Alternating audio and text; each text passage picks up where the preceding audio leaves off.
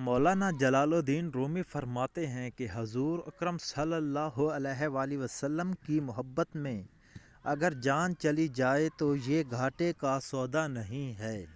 جب دنیا والے تمہیں گھٹنے ٹیکنے پر مجبور کر دے تو یہی وقت ہے بہترین سجدے کا۔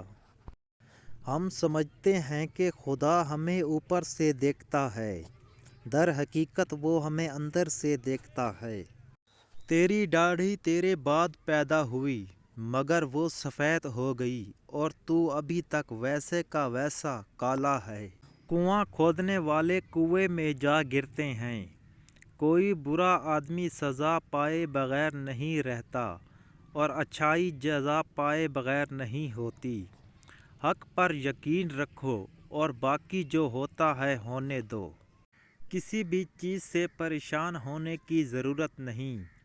اے میرے دل، نہ تو یہ درد ہمیشہ رہنے والا ہے اور نہ یہ زندگی۔ دنیا نصیب سے ملتی ہے اور آخرت محنت سے۔ لوگ محنت دنیا کے لیے اور آخرت کو نصیب پر چھوڑ دیتے ہیں۔ دنیا اگر ہاتھ سے نکل جائے تو بندہ غریب ہو جاتا ہے اور یہی دنیا اگر دل سے نکل جائے تو بندہ ولی ہو جاتا ہے۔ ہم ایسے منافق لوگ ہیں کہ کسی کی تکلیف کو اس کے گناہوں کی سزا سمجھتے ہیں اور اپنی تکلیف کو آزمائش سمجھتے ہیں۔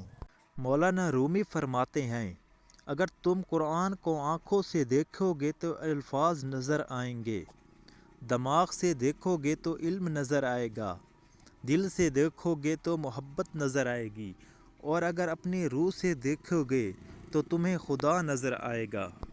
امام غزالی فرماتے ہیں جتنے سجدے جوانی میں کر سکتے ہو کر لو، کیونکہ میں نے بڑھاپے میں لوگوں کو اکثر سجدے کے بغیر نماز پڑھتے دیکھا ہے۔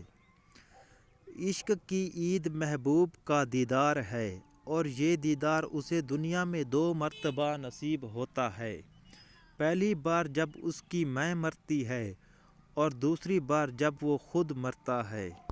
شیخ سعدی فرماتے ہیں میں پوری زندگی 2 بندوں کو تلاش کرنے پہ بھی تلاش نہ کر سکا، ایک وہ جس نے اللہ کے نام پہ دیا ہو اور غریب ہو گیا ہو، دوسرا وہ جس نے ظلم کیا ہو اور اللہ کی پکڑ سے بچ گیا ہو۔ مولانا رومی فرماتے ہیں جو خدا سے ڈرتا ہے اور تقوی اختیار کرتا ہے اس سے جن اور انسان سب ڈرتے ہیں اور جو بھی اس کی طرف دیکھے گا اس پر اس مرد حق کی ہیبت غالب ہوگی۔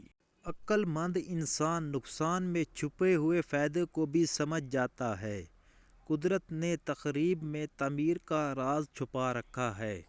دیندار اپنے آپ کو تکلیف میں اس لیے مبتلا کرتا ہے کہ اگر تم خدا کو دیکھنا چاہتے ہو تو اس کا ایک طریقہ ہے کہ تم اپنے دل میں جھانک کے دیکھو، کیونکہ تمہارا دل ایک آئینہ ہے، اگر یہ بدی سے پاک ہو تو اس میں خدا بھی نظر آ سکتا ہے۔ تو دوستو یہ تھی آج کی ویڈیو۔ اگر میری ویڈیو آپ کو اچھی لگی ہے تو میرے چینل کو سبسکرائب کریں تاکہ آپ ہر روز ایک اسلامک موٹیویشن والی ویڈیو دیکھ سکیں اور میری ویڈیو کو آگے دوستوں میں بھی شیئر کریں۔ جزاک اللہ۔